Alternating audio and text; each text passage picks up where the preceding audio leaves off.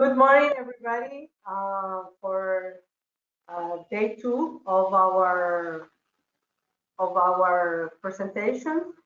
We're talking about today about distribution of music, digital distribution. Thanks to everybody that joined us on Wednesday, where we talk about marketing in general, and now we are going to dive into the distribution.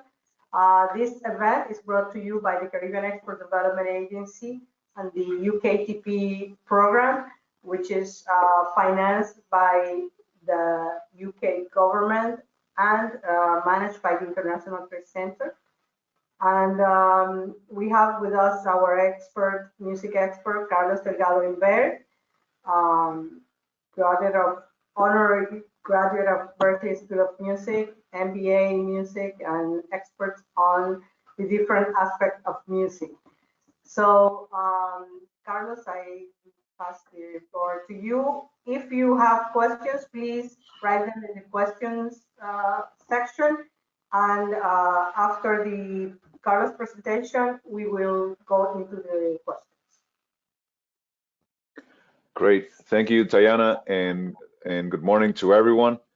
Happy to reconnect. Today we're going to speak about distribution. We had a good conversation about marketing earlier in the week, and next Monday we're going to be speaking about songwriter and publishing royalty. So three activities that are still going on, regardless of the whole Corona situation: marketing, distribution, and copyright registration, as well as royalty collection. So in terms of digital distribution, we're going to go over what is it, what are your options, what can you expect, and what should be your responsibilities and constant activities to maximize the results of any distribution operation. So gonna read off the slides.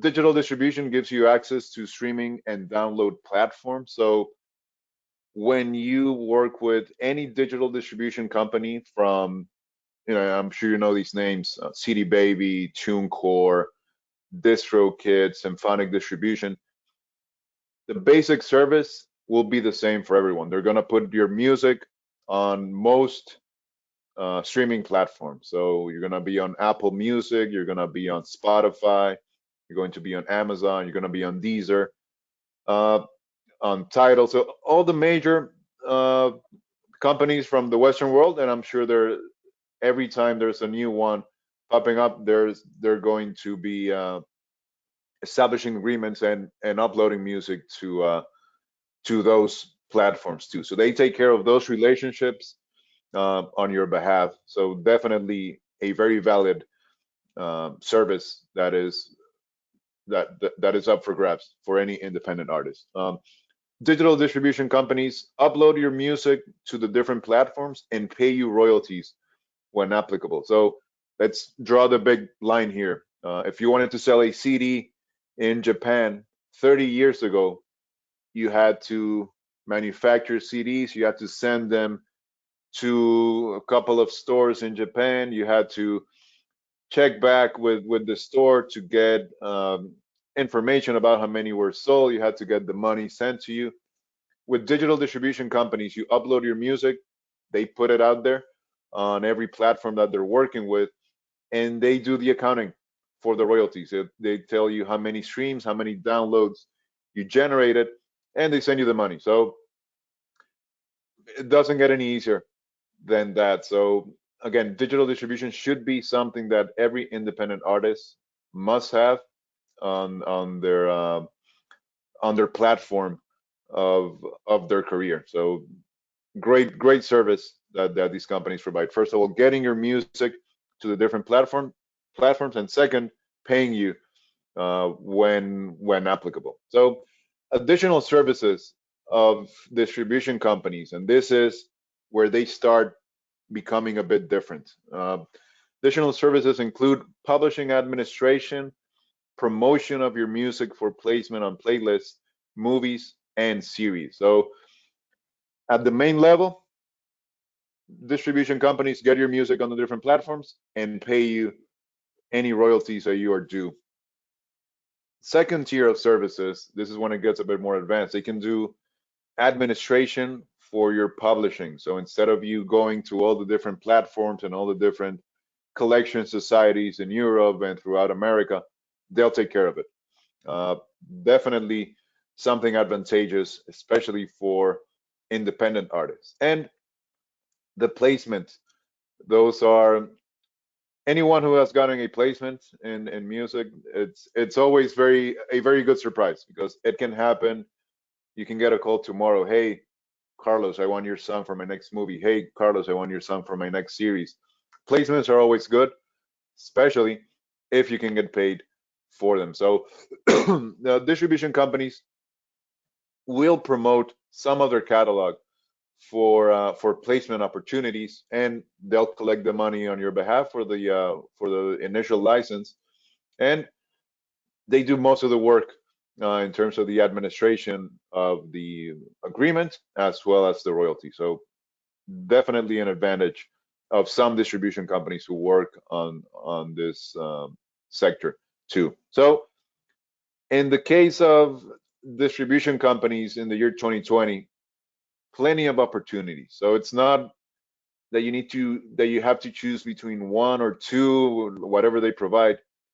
I will say it's tough for an artist to choose a distribution company because there are so many different regions, global, focusing on a specific music genre, distribution companies where you may have a relationship already, distribution companies where your colleagues are already working, distribution companies with different business models. So if you wanted to choose based on 5 different factors, which could be uh, the type of services they provide, the placements that they offer, the publishing administration, their business model, you could do a very in-depth research of available distribution companies and choose on a couple of different factors, which are all important and are all valued differently by each artist. So if you were here on Wednesday, uh, marketing should be a constant activity.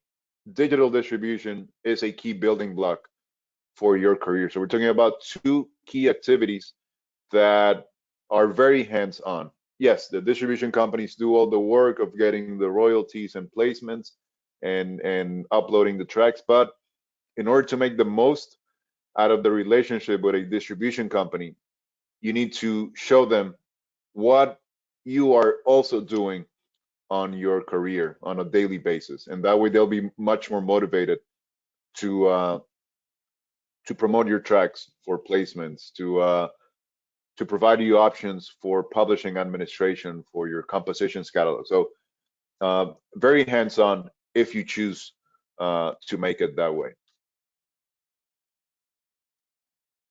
So as I mentioned, the artists have the choice, as there are many uh, distribution companies, and they could have different business models. They could have different a la carte services. As I mentioned, placements, publishing administration is in your hands to understand what you are looking for and to understand what each company brings to you. So if you wanted to go in depth into an analysis of distribution companies, there's a couple of things that we could do.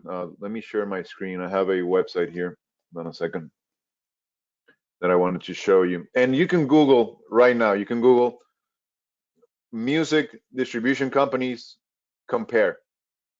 Okay, and you'll have at least 5 different pages, which with comparison. So this is one site, and let me know if you're not seeing it. But what I'm showing you here is a table with comparisons between music distributors, and this website is called musicdistributorscomparison.com. If you wanted to do further exploration, so look at all the differences between music distribution companies on the first column. Uh, Outlets, the amount of songs that they're releasing on a yearly basis, the perception of accurate payments, the business model, which is on most occasions the main driving factor when an artist chooses a a distribution company. So, for example, CD Baby, one of the most popular ones, charges a 9% commission on all the royalties that they collect. If we were to compare CD Baby with DistroKid, only on the commission, DistroKid doesn't charge any any commission. They charge an upfront fee of $19 a year for singles and $35 for albums. So right there, we're starting to see differences just on the business model. Uh, if you see other companies such as Lander, for example, 0% commission,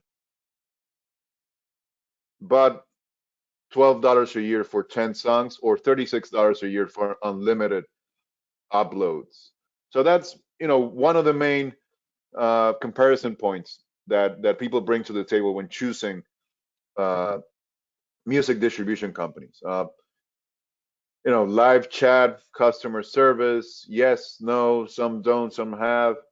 This is the customer support email turnaround, also compared, and the distribution fee for each of the different companies. So very good uh, list that this page has put together. Musicdistributorscomparison.com. I definitely encourage you to keep the to check out the site again and continue the investigation, your research on it if you haven't gotten a music distribution company so far. So again, in very general terms, the music distribution companies will upload your tracks to major platforms, provide you with market data, which will go a bit more in depth uh, in a moment, pay you royalties based on the rights and the activities, conduct joint marketing efforts, and promote your music for playlist and synchronization opportunities. If you were here on the marketing webinar, remember what I mentioned about the amount of data that YouTube, Facebook, and Instagram provide you. Same thing with music distribution companies.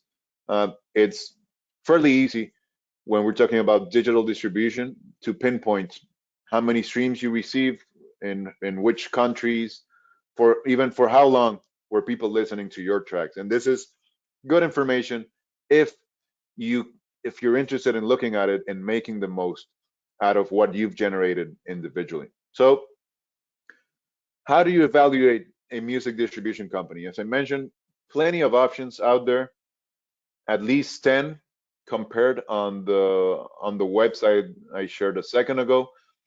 Should evaluate music distribution companies based on these initial five elements and any additional interest that you may have. I'm putting these as to get the conversation started for you to understand what are the differences that you're going to find in the market. So evaluate music distribution companies based on commission, on royalties, and cost to upload singles and albums. We looked at three different companies and we saw three very different models. So CD Baby, 9% commission, DistroKid, 0% commission, but a yearly fee. Lander, 0% commission, but a yearly fee that was a bit different than the one from DistroKid. So right there, just on that element, three differences between three companies. So whatever works for you at the end of the day, plenty of options. Customer service. Are you interested in having constant contact?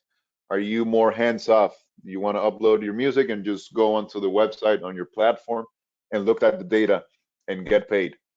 There's companies which give you uh, more ways to contact them: email, phone, online chat. There are companies which also only have one type of customer contact. So it's for you to choose. Uh, Turnaround time and technical requirements for uploading. This is sometimes a big pain point for the artist because, and I'll put it as objectively as possible, you're not the only artist they're dealing with, and it's unlikely that a song can be uploaded and available on all distribution platforms within 24 hours after you upload it. So similar to marketing, if you're planning on releasing a track, don't start the conversation or don't start the upload process on any platform the day before. Do it a month in advance. So again, the Christmas song, don't upload it on December. Don't try to upload it on December the 23rd because it's not going to be up on December the 24th. Start the upload process on at the end of November, so it can be ready before the date you want to upload it. And some, if not all of the distribution companies have a function, a feature where you can set the actual debut of the tracks after you upload it to the platform. So you can have 5 tracks uploaded today, ready to be distributed, and you can set the dates: one for October, one for November, one for December. That's usually going to give you more peace of mind, making the most out of that function. Willingness to work together on promotion and marketing. And this is one of the key points that you should bring to the table when speaking with any distribution company. For every artist, every distribution company is going to upload the music, is going to get the royalties, and it's going to pay you. For some artists, distribution companies will work together on promotion and marketing efforts. Who are these some artists I mentioned? These some artists are the ones who have active marketing campaigns, who have release schedules that they can show to the distribution companies, who have marketing budgets that they can show to the distribution company. So in order to get this one going, think about a couple of the things that we spoke about on the marketing webinar. Plan everything in advance, have a budget, and present yourself with the numbers. So if you go to speak with distribution company X, what I would recommend is sign up, upload your first track, and then reach out to the company. Tell them, hey, distribution company X, I am artist name Carlos. I recently uploaded a track, which is coming out in the next 2 weeks. And I want to speak with you further about doing joint marketing efforts and potential playlists and placements in movies and series. What do I have to bring to the table? Well, this is my release schedule for the next 6 months. This is my marketing campaign for the next 6 months, and I'm going to invest X amount of dollars on these things that I mentioned. That's going to be a great conversation because the more money you make, the more money the distribution companies also make, because you're paying them for a service, either the flat fee or the percentage, depending on the way they're set up. So definitely to make the most sorry of your relationship with a distribution company, bring something to the table apart from the track that you're uploading. Bring your Instagram page. Tell them, hey, distribution company, I have X amount of followers. I want to bring it up to twice as much in the next 3 months. I have this budget. What can we do together? That's going to be a good conversation for distribution companies you approach. And some distribution companies are specialized on genres, on territories. There's a couple of distribution companies specializing in soca, in Caribbean music, in the more general, in the broader meaning of this genre. There are companies focused on hip hop, companies focused on rock, companies focused on classical music. So it's in your hands to evaluate music distribution companies as something not only to do the standard of uploading the track and getting paid, but also seeing how they can contribute to your development as an artist, not expecting them to do everything. I will say it's an 80-20 situation. You have to do 80% of the work. They'll do 20, but that 20 is definitely gonna bring you a lot of results. So that's definitely evaluate music distribution companies based on your interest and bring things to the table. That's going to be the best conversation that you can have with any distribution company. Music distribution companies will look at your current marketing efforts, your budget, your online presence, and social media activity to establish feasibility of promoting your music for playlist and synchronization opportunity. So in this case, you can have whatever that would be, the best song in the world. You could have the best performers. You could have recorded in the best studio in the world. But if you have an Instagram page with 3 followers and 2 posts in the last 3 years, it is unlikely that a distribution company is going to go ahead and say, oh, yeah, let's work together on a joint marketing effort, or let me pitch your music for placements on this new Netflix show that reached out to us looking for music from the Caribbean. So you have to do 1,000 things to get people to pay attention to your work. And this is something, again, that I mentioned on the previous webinar. It might seem unfair to put all these things on the table of independent artists, but it definitely has its advantages, to be in control of your career and to be the one calling the shot. So when thinking about music distribution, think about marketing, think about your online presence, think about making the best of your digital real estate and keeping people clicking when they go onto your different profiles. So I'll say it's 49% based on quality of music, 51% based on your relevance on social media, on your activity, on the quality of photos and videos that you have on your different sites. So when thinking about the feasibility of obtaining placements and getting companies to pitch your material, think about the 49, 51% framework that I'm mentioning. 49% quality of the music, 51% your online presence and your relevance. So one of the things that you should expect, first of all, is the type of service that you're going to get. We mentioned 5 or 6 different characteristics that music distribution companies will differentiate with. Remember this site, definitely go on it and understand what you can expect from different distribution companies. Understand which are your interests. Are you interested in uploading unlimited material for a flat fee, or are you thinking of, well, I'll take it one release at a time and pay a fee for every track? Do I want email customer service, or I want phone customer service? Do I want people actively promoting my music for placements on playlists and movies and series? Music distributor comparison is a great start to complete this exercise. And then the big question, how much am I getting paid for each stream? I think, well, I know my perception is that the music industry works well at 95% of the level of its activity. So if you have your music out there on a distribution company, you can expect to be paid fairly based on the amount of streams and downloads that you receive. If you're registered with a performing rights organization, you can be expected to be paid fairly based on first of all, the correct information that you have provided, and second, on the amount of activity that your music gets played. So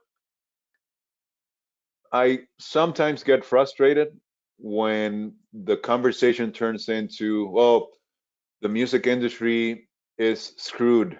We're not making enough money, or it's all the government's fault that we're not making any money. Might be, it might not be, but in the year 2020, you can hire a distribution company to put your music in every digital distribution platform, in any digital streaming platform. Carlos, I can record this. I'm banging on my table right now. I can record this, and DistroKid or CD Baby will put it on every music streaming platform. That is a wonderful thing that we have today. It definitely brings down a lot of barriers, and it's something that artists should make the most out of. How do you make the most out of it? Well, marketing, quality content, schedule, planning the releases, and of course, you have to be yourself artistically. At the end of the day, remember the Adele, the Taylor Swift, the Drake example. Not all of their songs are hits. What do? They release tracks. If they work, they continue doing the marketing. If they don't work, next track. So please don't think of the music industry as something that's against you. Uh, you have music distribution companies that get your music to every platform. So I'll say that's something very beneficial that was unthinkable 30 years ago. How could you reach Australia, Japan, and India from Jamaica or from the Dominican Republic or from Barbados? Could you send a CD out there and get people to place it on a store? Impossible if you weren't a mainstream artist. Now you can do it for $10 a year. So that's something good that is happening. So closing the parenthesis, how much can you expect to get paid? And I'll bring you a good dilemma here.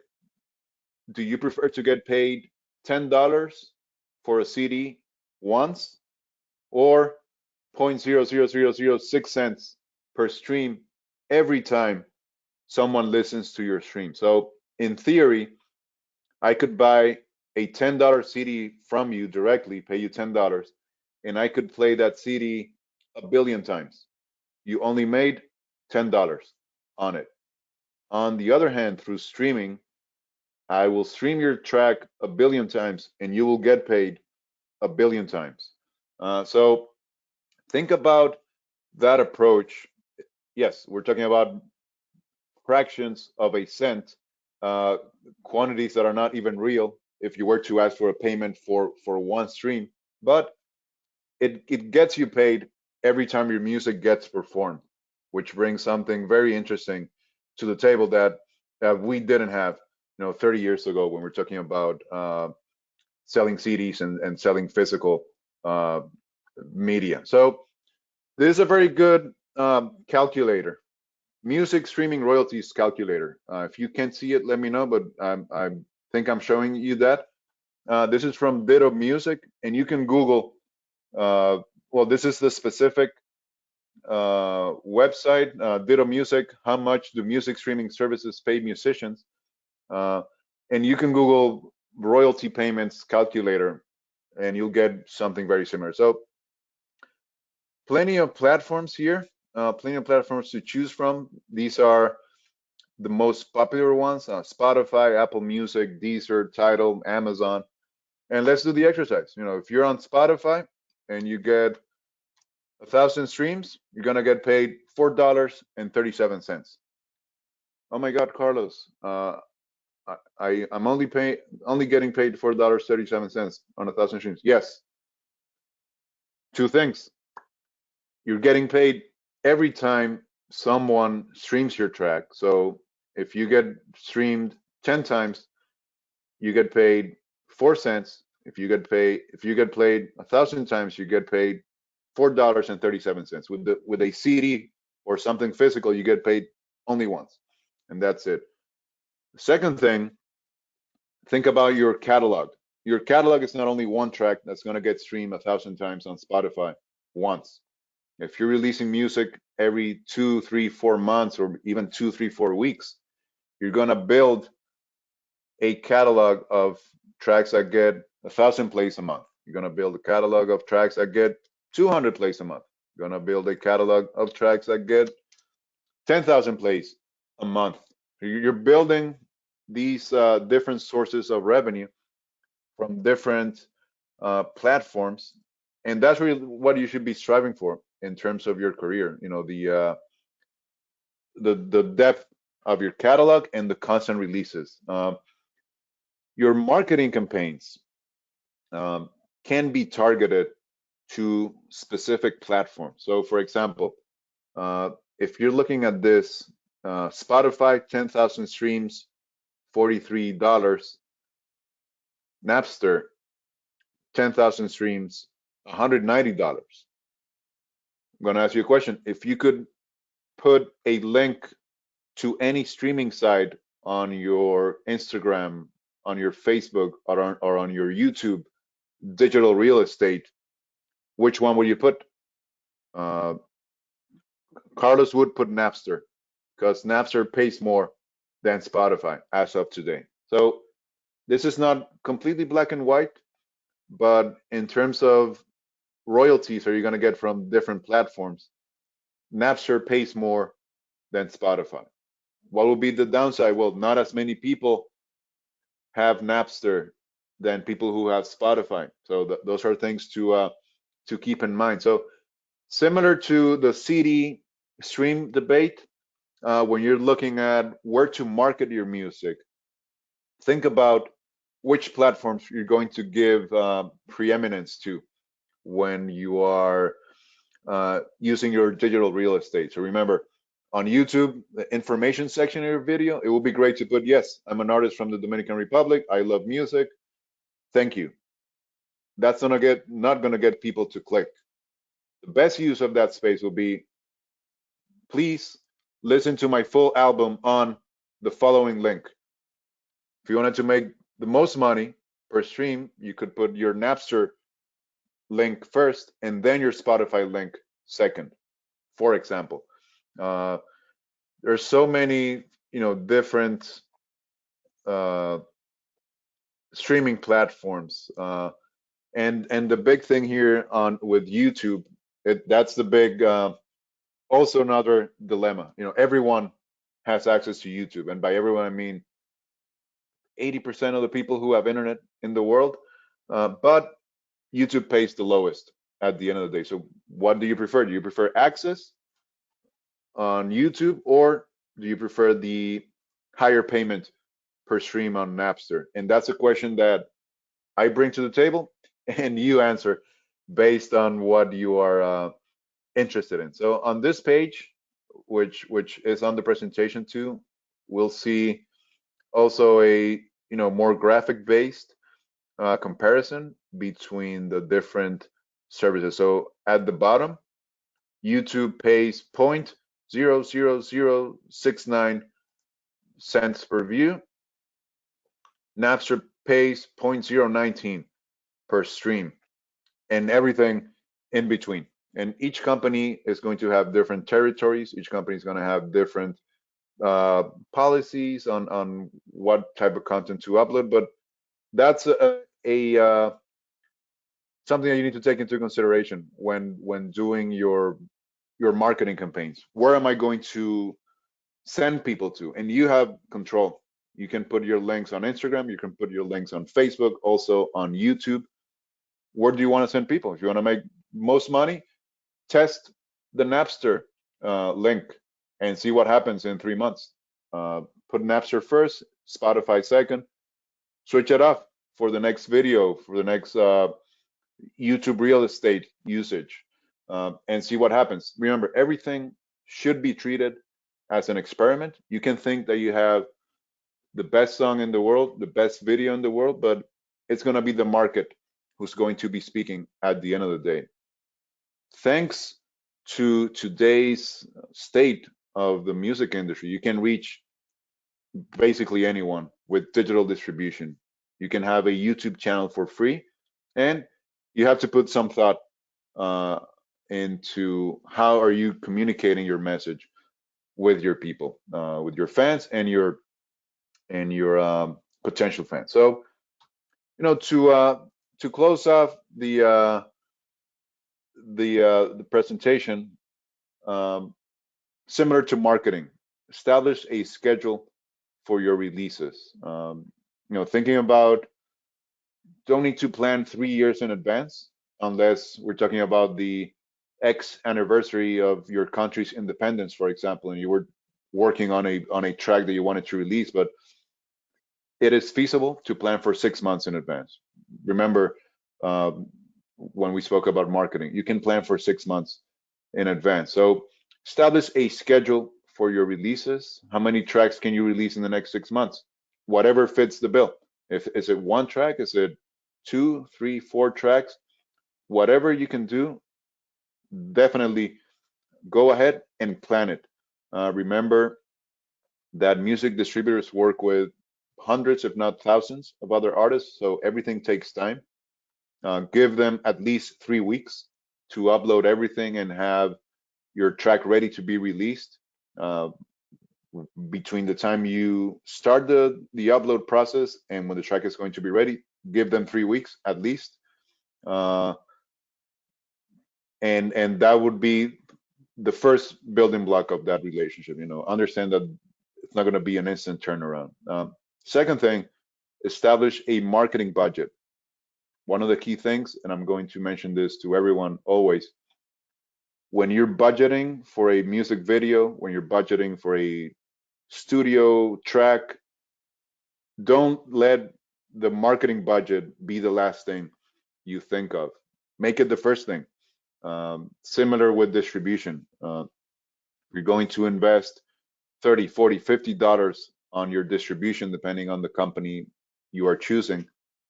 Understand that to make the most out of every release, you should establish a marketing budget for anything that you're putting out. That's going to make you look better in the eyes of the music distribution company, and that's going to increase the opportunities for uh, placements, for them promoting your music, for them featuring you on their Instagram and their social media. So the more you do, the more you can benefit from a relationship with a music distribution company. So definitely establish a marketing budget.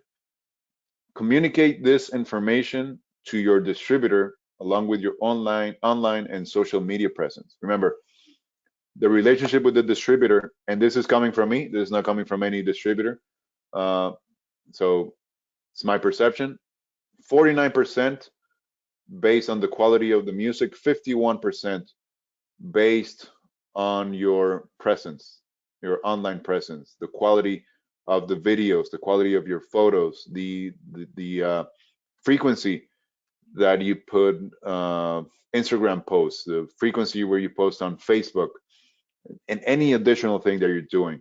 So make sure that when you break the ice with the distribution company, when you upload the first track, reach out to them. Tell them, hey, I want to release this track in the next 2 weeks. This is what I'm doing on my career.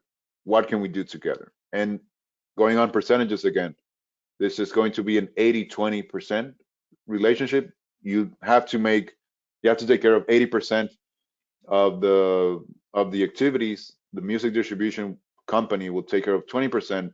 But again, that 20%, if you can make it happen, that's going to be extremely beneficial for you. And again, don't think about a one-time occurrence of this collaboration with the distribution company. Think of this as a constant situation.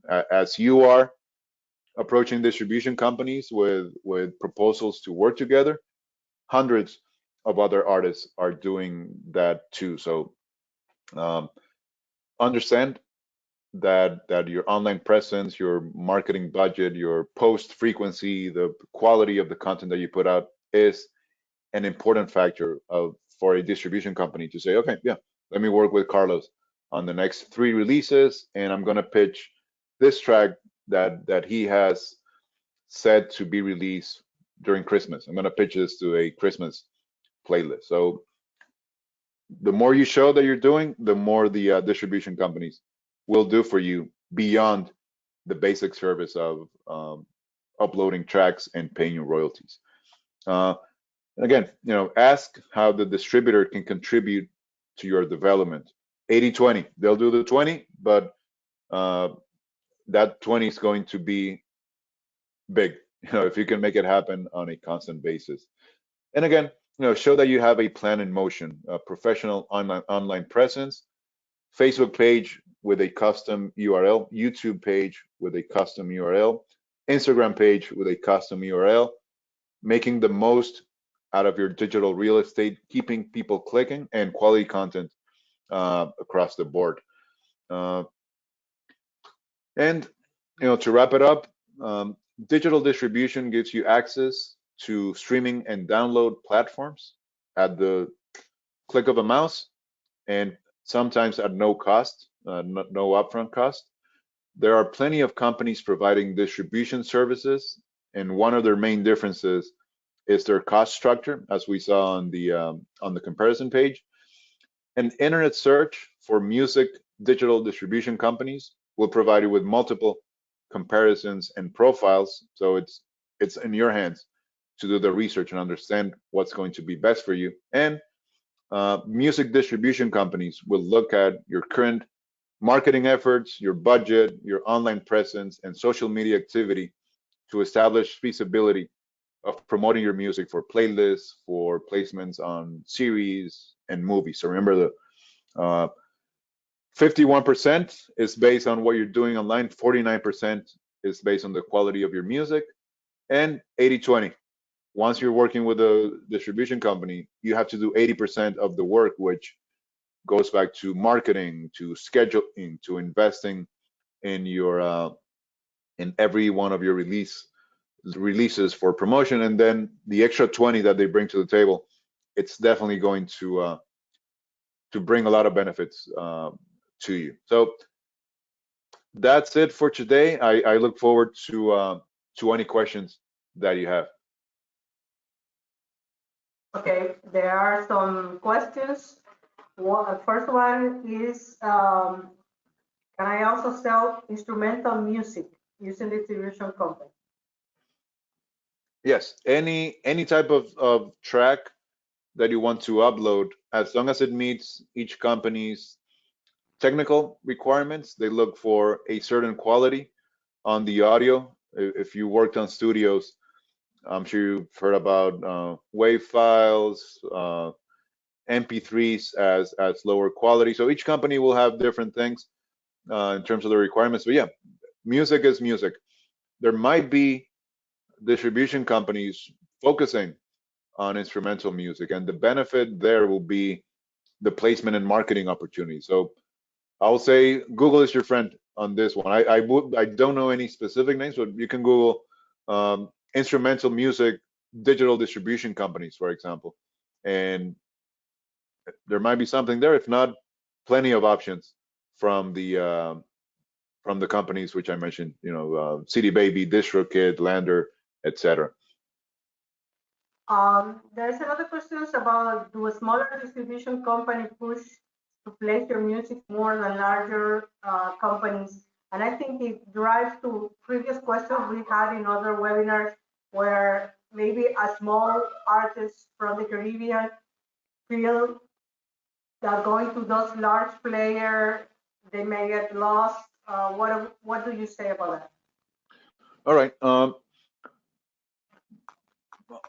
I'll say two things: 51-49 and 80-20.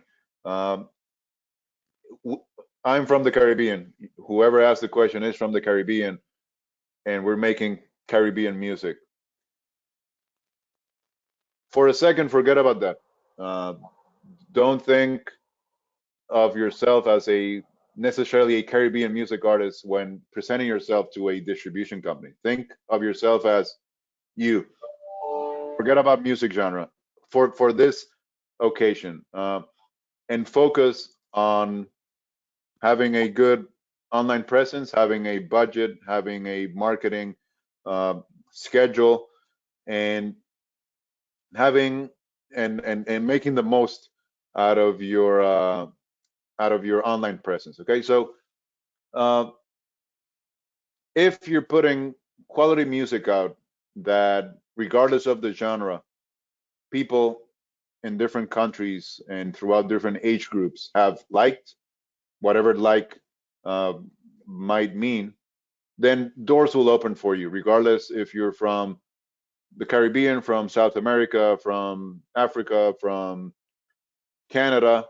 So to that regard, I will say think bigger than encapsulating yourself in a music genre. Of course, as an artist, you are an expert at your Caribbean, at any of the Caribbean music genres that you play, because no one plays reggae better than people from Jamaica. No one plays soca better than people from, I don't know what the competition is, so I'm not going to mention any countries, but no one plays merengue better than people from the Dominican Republic. So we already have that in our DNA.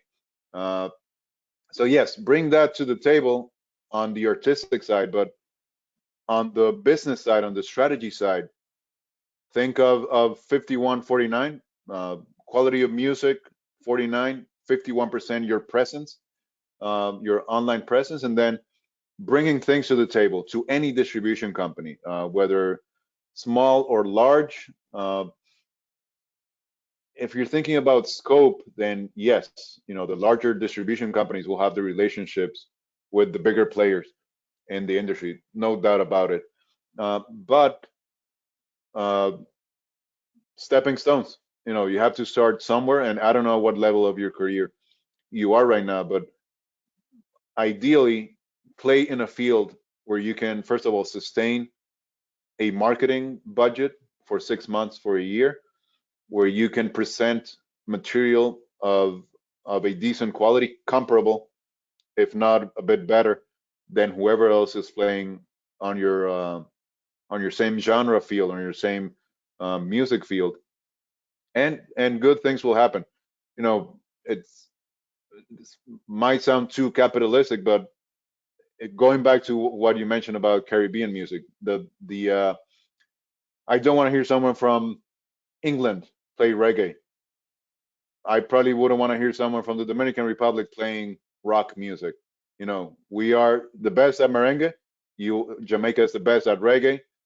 Germany is probably the best at classical music, for example. The UK is probably best at rock music. So think about playing where you are the best, and we are definitely the best in all the genres that we created in our different countries. So that's a long digression, but I wanted to touch on that also to bring a bit more of a business versus artistic perspective to the conversation.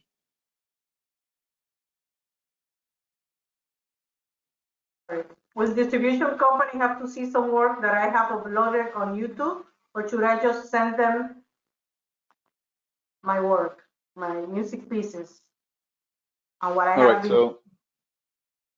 so two things. Uh, you can go to CD Baby now, pay them $9.99, upload the track that you want them to distribute, and upload your photo that you want to appear on Spotify and on Apple Music. That's it. Uh, that's the transaction at the basic level. Uh, if you're thinking of them contributing to your marketing efforts, then think about the things that we mentioned. Your track record, your presence on digital media, your YouTube page, which you mentioned. So uh, distribution companies are not necessarily record labels, and I think you might be going on that direction. They're not going to say, "Oh, you have all these tracks. I want to sign you as an exclusive artist." They might do that, but don't go into a relationship with a distribution company thinking that that's going to happen. Think of it at the very basic level. You're going to give them the information of the track, you're going to upload a photo, and they're going to put the music on the platforms. That's a first level of collaboration. If you want to bring it to the next level, yes, send them your YouTube channel, send them your Instagram, send them any when touring comes back, send them your touring schedule, send them everything, as long as it tells a story, and that way they'll take you into consideration. Oh, this guy send me all this information. I'll have a movie that wants music from us for Netflix. Let me pitch these tracks from this artist to this movie, since the artist has all these things going on. So yeah, uh, first of all, think about the initial transaction. Hundreds of people, if not thousands, do it on a daily basis without speaking to anyone at the distribution company. And then, if you want to ask them for additional services, make sure that you're bringing something of value to the table for that conversation. Do you know which distribution company focuses on soca music? Or does it make sense to get a distribution company that is so specialized? Yeah, well, there's a distribution company in the Caribbean, Scampi, which I came across a couple of months ago. I think it was Taiana who mentioned it. I don't know if the person who asked knows about it. I understand that Scampi is very focused on the region, and if we're talking about Caribbean, I'm sure they have a specialty in terms of soca and other Caribbean genres. So what you're looking for in a company that's specialized on something is that others will look at that company to get that type of music. So, and again, the movies, the series, the playlists, the international brands who are looking for music are looking at distribution companies as sources rather than only at major record labels. So that's the playing field has leveled over the past couple of years. Even independent music as a whole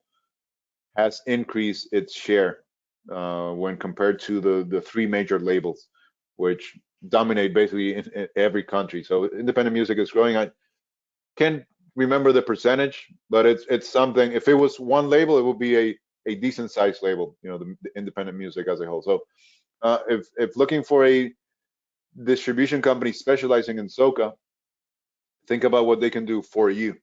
Also, basic transaction and the additional services that you can ask, as long as you can bring something to the table too. Right. So if you have a, let's say a local Caribbean company that's trying to develop to become a distribution company, it's still worth to compare what they're offering to those websites that you have shown. Yeah, I mean, the first question, if you wanted to start a distribution company, seeing that there are so many distribution companies out there at the regional and global level, what are you doing different from the artist? Do you have a different business model? Do you have a relationship with movie studios in the region, in the US? Do you have a relationship with specific brands that are looking for Caribbean regional music? Are you investing in artists on a more active basis when compared to other companies? So I will bring that question back to you, and if you want, we can keep the conversation going offline through email. But yeah, if you're interested in establishing a distribution company, think about what you can offer, because I'll say competition is tough out there. It's tough for the artist to choose one. I mean, we saw 8 or 10 different companies on a quick comparison table, probably 20, 25. And there's room for more. At the end of the day, independent music is growing. More people are releasing music. So it's a matter of what you can bring to the table to the artist. My point was that if you're an artist and you look at let's say a local or smaller distribution company, sometimes people think that if you have a website to distribute music, you have a distribution company, which is a different thing. And in the comparison table that you show, it shows the different criteria that you would have to discuss with whatever other distribution companies have to see if they have the reach that you are searching as an artist. No? Yeah, well, the ones that I mentioned there are global, so they have full reach. If not full, 99% reach in terms of platforms, access to potential placement, the infrastructure to collect royalties, which is something that is constantly overlooked by people who want to establish distribution companies. So these are, what I show you are the big leagues. That doesn't mean there's no room for other companies. But yeah, in terms of reach, those are the big leagues. The 3 or 4 that we spoke about. Curacao, Scampi is SKEMPI. Another question: which social media platform would be the best to use to maximize the amount of clicks that will make people stream my music? Well, if we were to compare based on the age range of your market, I'll say if your market is younger, I would say TikTok, number one. If your market is between 25, 35, I would say Instagram. If your market is above 35, I would say Facebook. So it's just a matter of understanding which market you're trying to reach, understanding I mentioned 3 platforms. No one was talking about TikTok 2 years ago, and now it published numbers for the first time a couple of weeks ago, and it has crazy numbers of subscribers throughout the world. So if you wanted to do it by age group, think about that.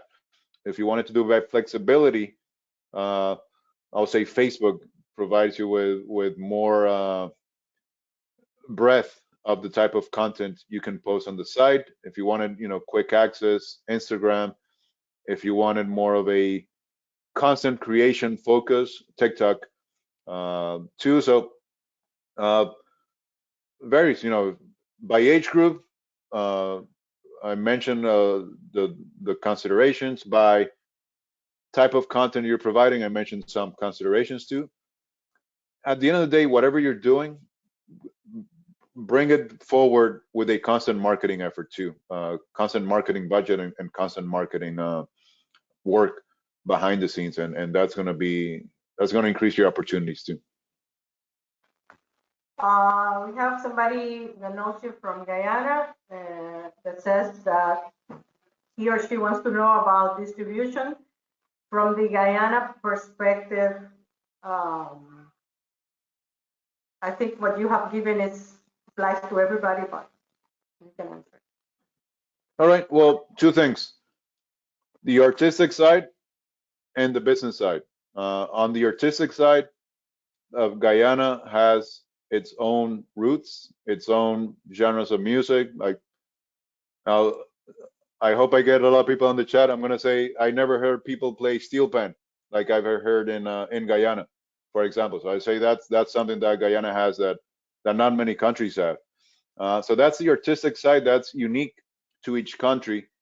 On the business side, integrate yourself to the market at large.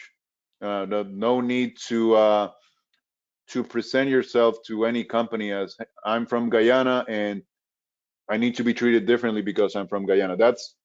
The music will speak on its own.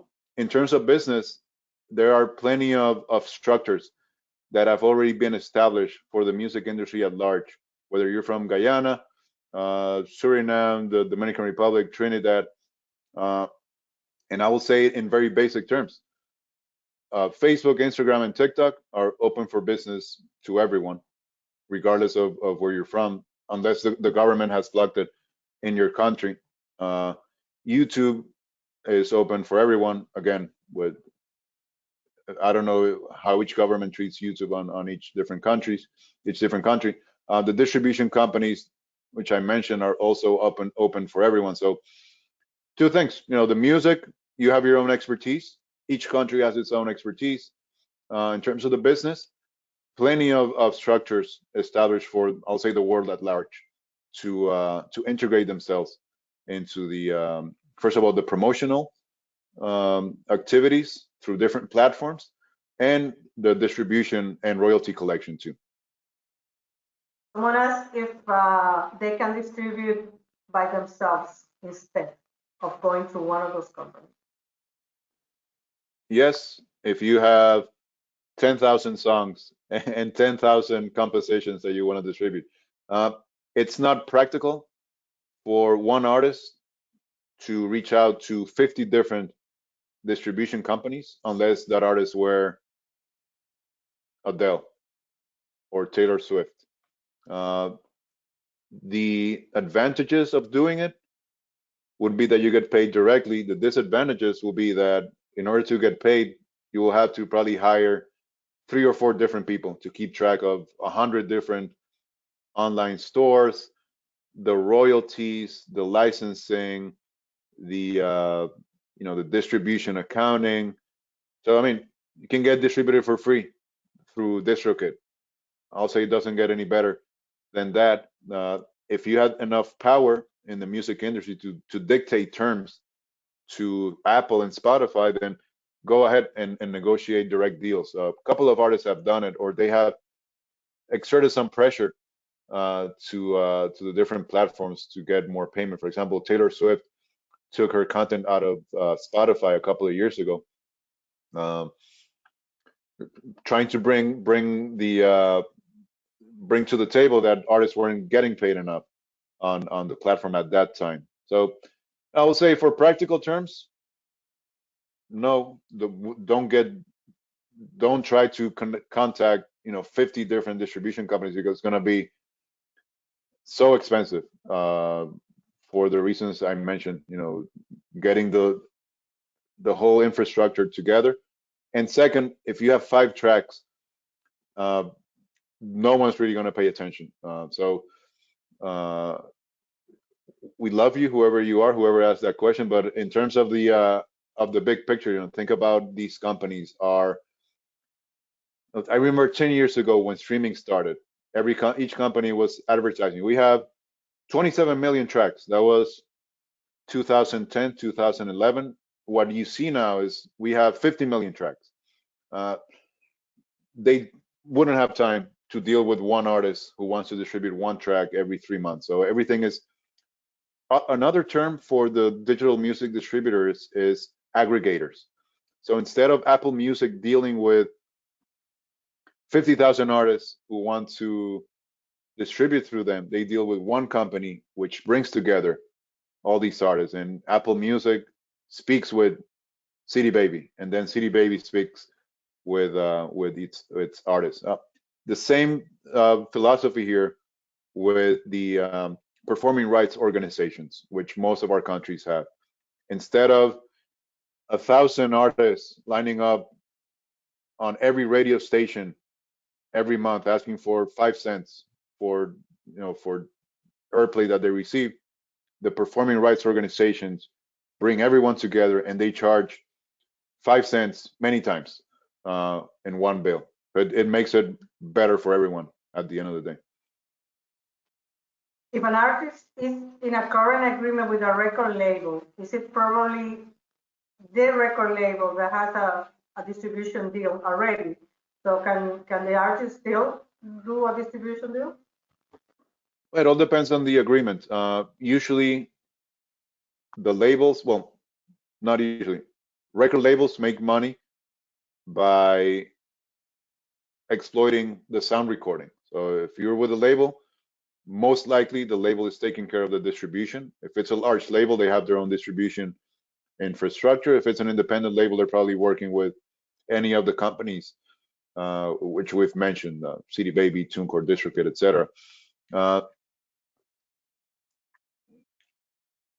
It's probably written on the agreement that the 10 songs you're going to record with the label are exclusively owned by that label for either perpetuity or for a specific amount of time. So I will let them do their work. It's great if you can get a label to, first of all, give you an advance to distribute your music and also invest in the marketing of the track. If that doesn't happen, then which I think that might be where you're going with this, then it's just a matter of understanding what are your rights on the sound recordings and understanding what you could do once the label doesn't have any rights on them. So it's on a case by case basis. But if you're working with a label, first of all, they're doing their distribution. That's the way they're going to make money, by putting the song out there and having it gain streams and downloads and placements. And if things are not working out, then there's an agreement in place that should dictate how things are going to pan out over time. So how does this work when releasing a video clip music video? Well, in terms of videos, if you're an independent artist, you have your YouTube channel. Don't necessarily have to go through a distributor to do it.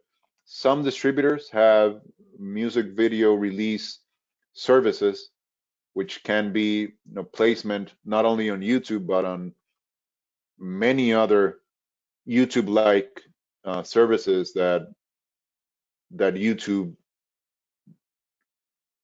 basically dwarfs, that YouTube casts a big shadow over, because YouTube gets seen by probably a billion. There's probably a billion active users on YouTube on a monthly basis, so definitely the biggest platform. Distribution companies may distribute it on different services that you may not even have heard about when thinking, oh, I'm going to put my video on YouTube. So that could be a benefit, additional platforms of distribution. And also what they will do, if you do your registrations correctly and you're doing the publishing administration, they will collect royalties from the YouTube views that your video gets, both for the composition and the sound recording. There's somebody that says, I'm Martin Messiah, artist name MA, based in Guyana, and I just released a song that has over 50,000 views on YouTube. And I wanted to know what you think we should do to engage a North American and European audience. All right. Well, the first thing that I will think about is to understand how recent was this release. So if it was in the past 3 months, we could call it a new track still. If it's over 3 months, then you know how things are today. People want the newer thing. So if it's 3 months, if it was released between May and now, then step 2, and step 2 will be look at your YouTube page. See if we can do an example here. And we went over this during the marketing. So if you were here, great. If not, this will be a refresher. I'm going to share a YouTube page in a second. Look at your YouTube page and see how you can make the most out of the digital real estate that YouTube gives you for free. So I'm going to share. Where's this? All right. So I'm sharing. Can you see the YouTube page, Taiana? Yes, we can see. Yeah. All right. So check out your YouTube page, and on the more information section, think about what we talked. First of all, keep people clicking. So what do you have right now on your YouTube page? If you don't have any links to your official website, to your iTunes, to your Amazon, to your Google Play, to your social media, then put them on for this and any video that you're releasing. So make the most out of that digital real estate.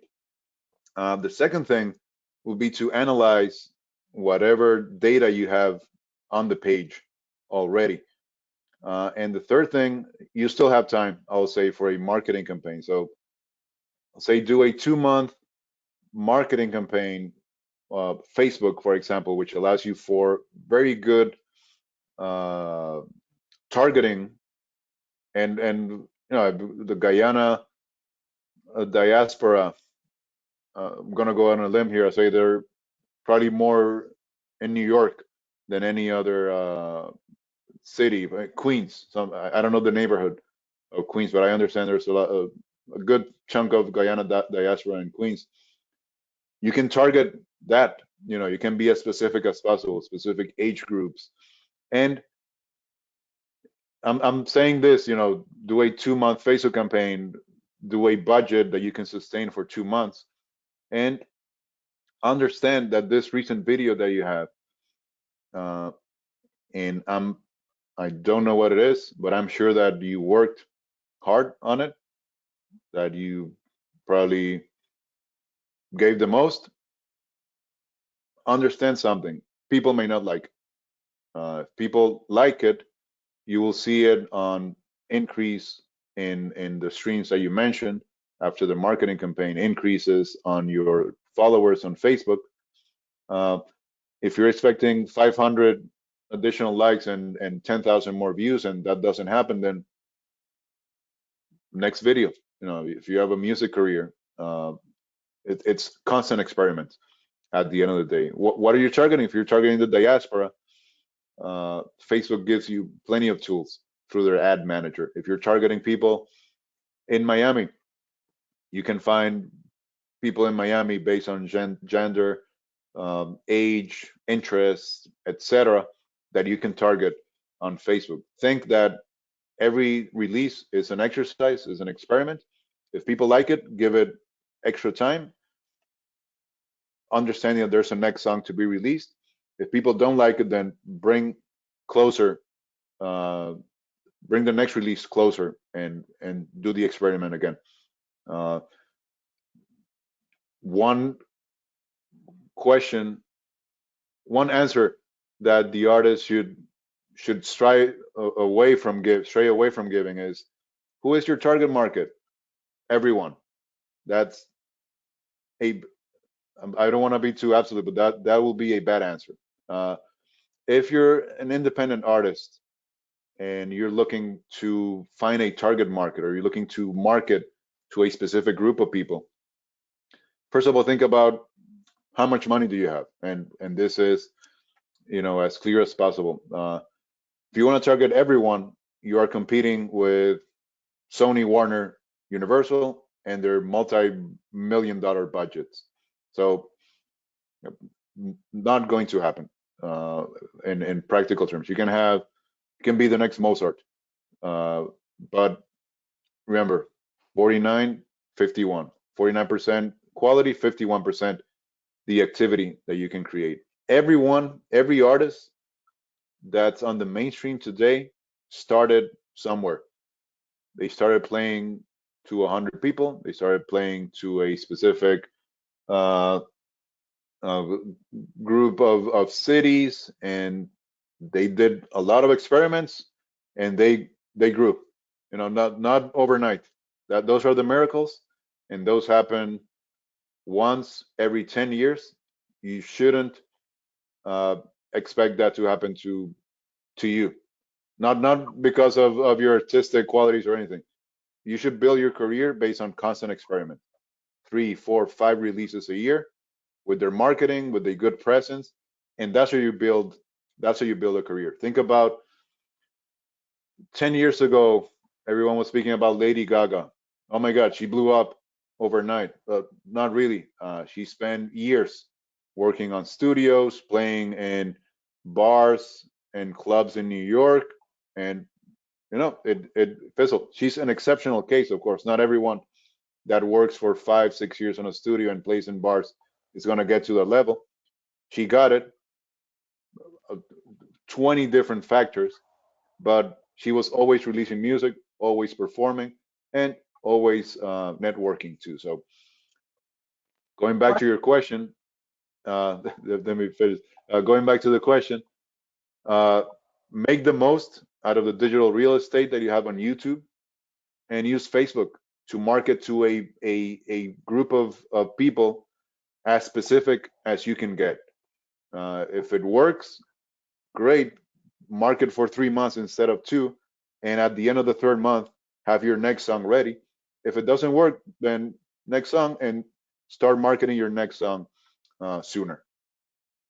What's the difference between a publisher getting your music out versus a distribution company?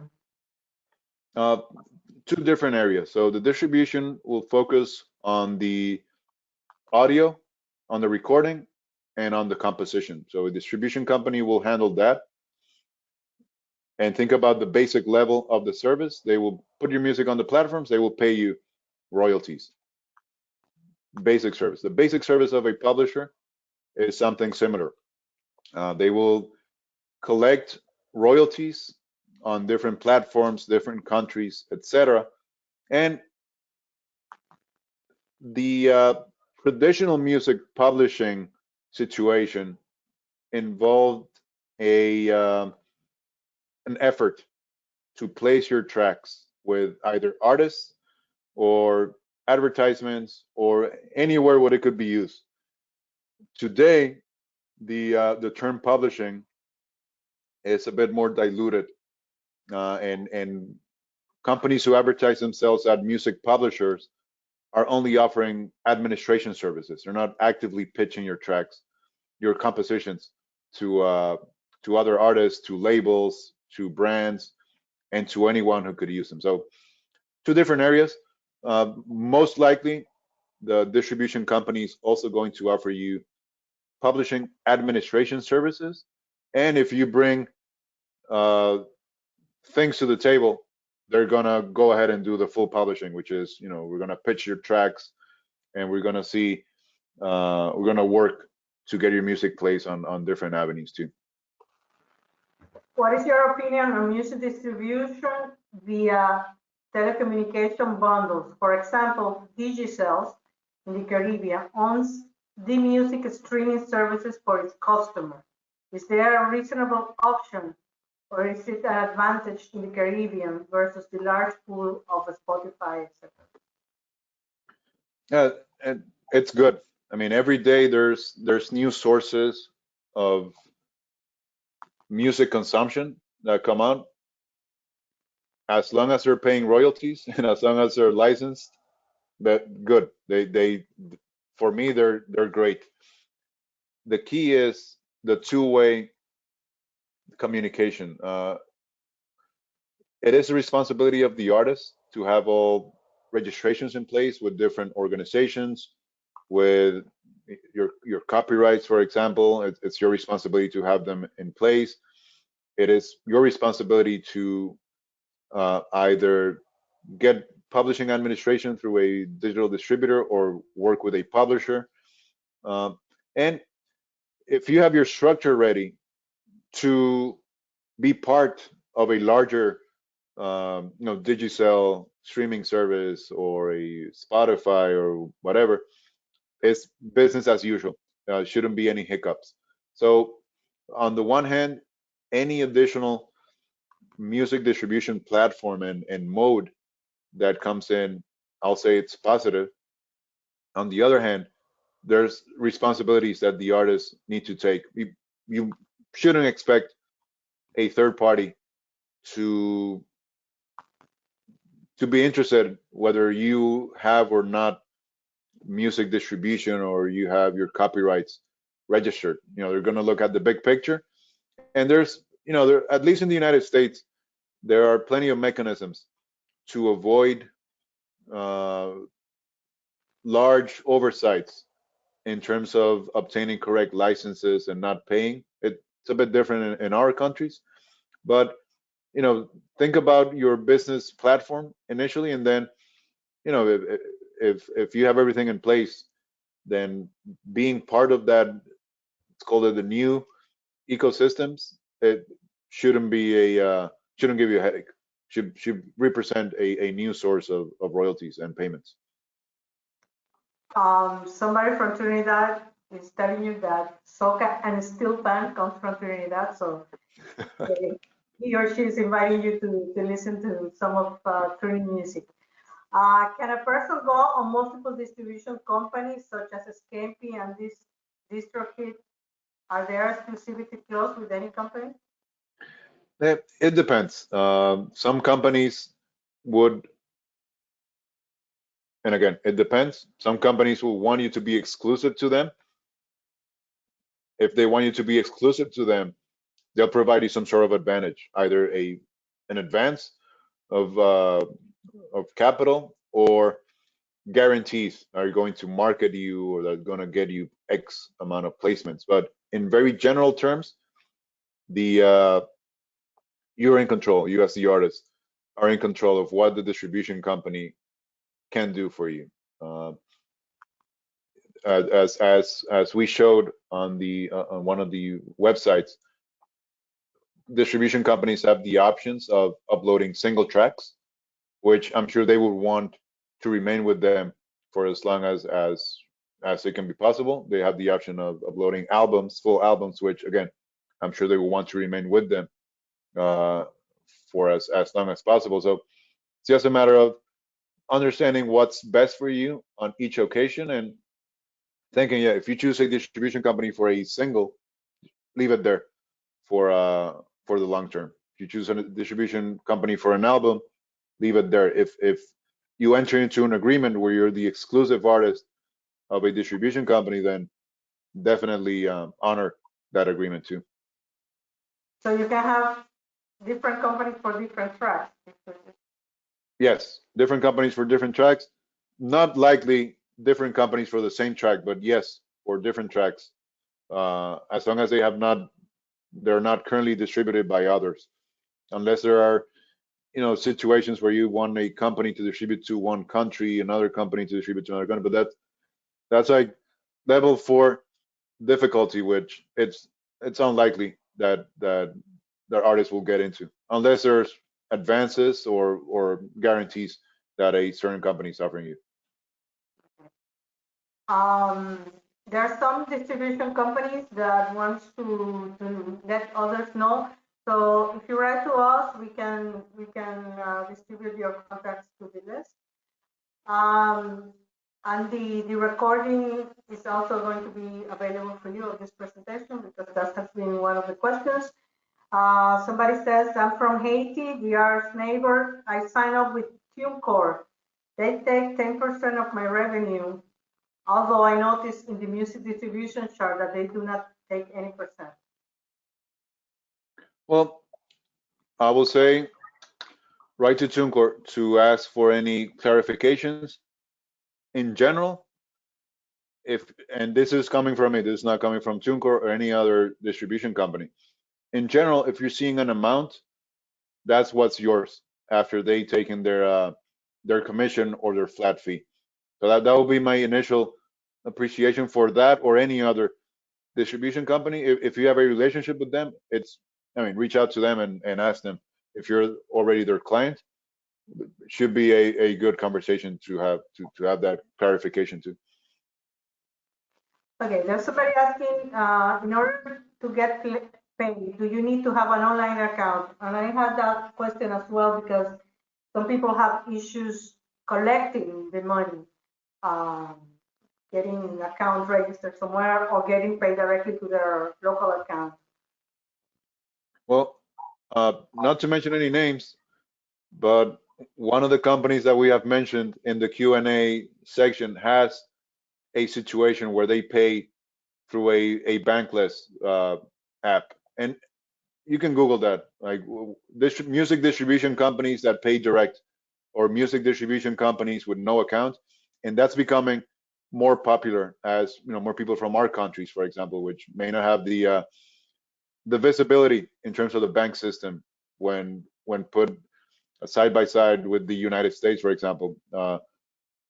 These companies are paying attention. Definitely, there are some options. You answered this question last time, but somebody is asking again. Maybe they were not on Wednesday presentation.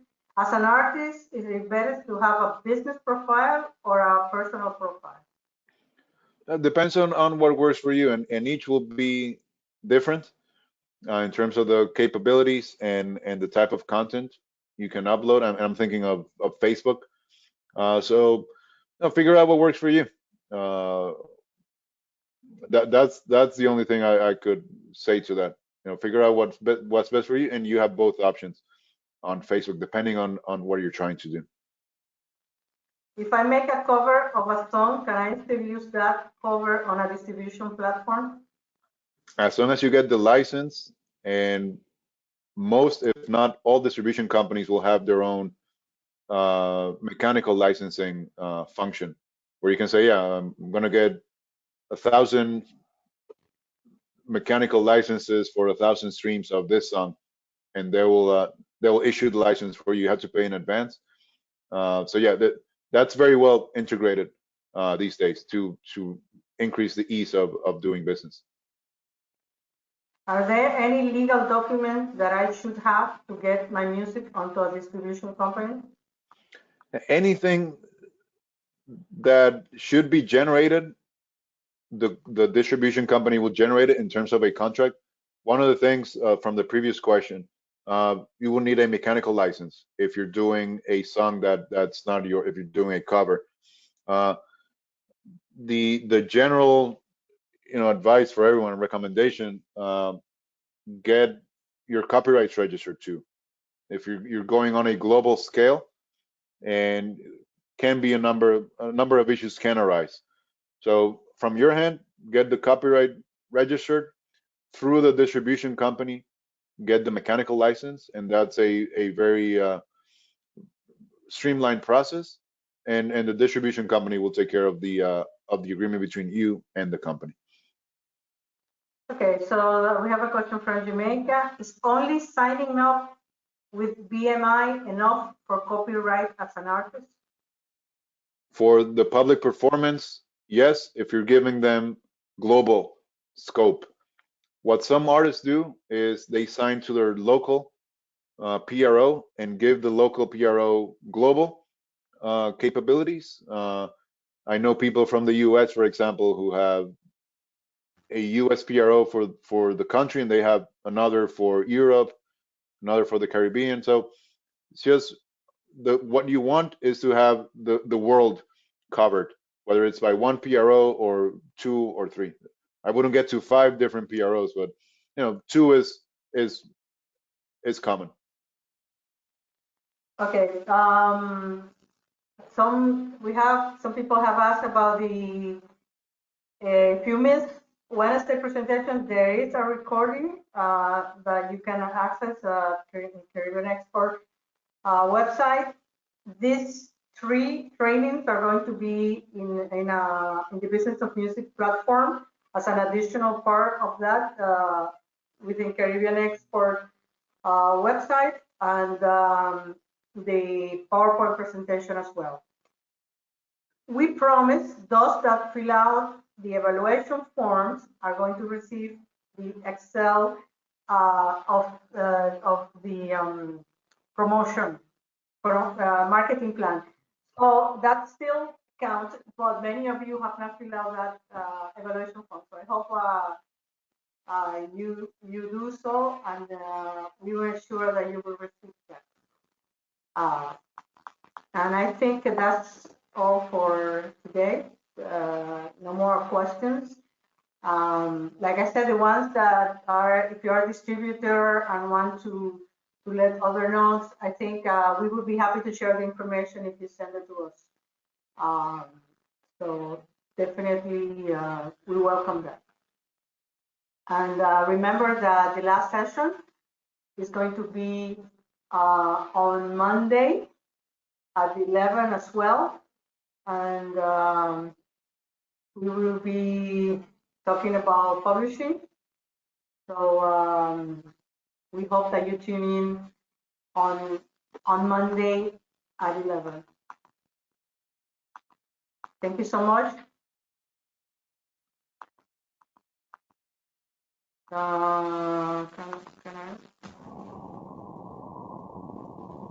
They said that as a writer composer, only one person can register with a, I guess, with a song at a time. Can you repeat the question or put it on the chat? As a writer composer, only one person can register, I guess, the copyright at a time. I mean, if you're 100% owner of a composition, then yeah, just one person. But if there's 2, 3 people, there's and I'm sure you're familiar with this, something called a split sheet, which you can also Google, split sheet agreement. And this is something that I recommend. You will put out of business probably 50% of the lawyers that work in music if you fill the split sheet before the song goes out, because there's a lot of trouble after a song gets published and the artists don't know, oh, do I own 20%, 30%, 40%? So if there are multiple composers or multiple producers, multiple creators of a specific song or a composition, definitely sign a split sheet, and each person has the right to register their percentage of that composition. So it's often you see on ASCAP or on BMI one track owned by multiple people. And if there's one on ASCAP and one in BMI, the ASCAP will say ASCAP controls 25%. For example, that tells you that, well, the other person owns 75% and they're registered with BMI.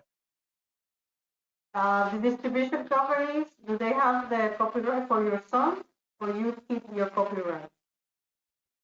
The distribution company is acting as a placer of your tracks on different platforms. You are the composer, you are the owner of the recording. What they get is the right to, not to be redundant, to distribute that track to different platforms, and that right is usually tied into a time frame or a 1-2 relationship where they need to get X amount of money back if they provided you with an advance or any other stipulation. So you're the owner of what you bring to the table. If you have the registration, of course, you're the owner of the percentages that you own of what you're bringing to the table, and they're acting as a distributor of your copyrights based on the understanding that they have under specific terms. Okay. Well, thank you, Carlos. That's the last question. If you have further questions, we will answer them on Monday. On Monday, also, we're going to explain how some musicians can participate, especially from the OECS Jamaica and Dominican Republic, can participate in the KTP program. And we will put you on the survey that you have to fill to be able to participate. That's going to be on Monday. So hopefully you'll tune in Monday at 11. Thank you, Carlos. And on behalf of Caribbean Export, the International Trade Center, and the government of Great Britain, thank you for your presence here. I look forward to seeing you on Monday. Thank you, everyone. Have a good weekend.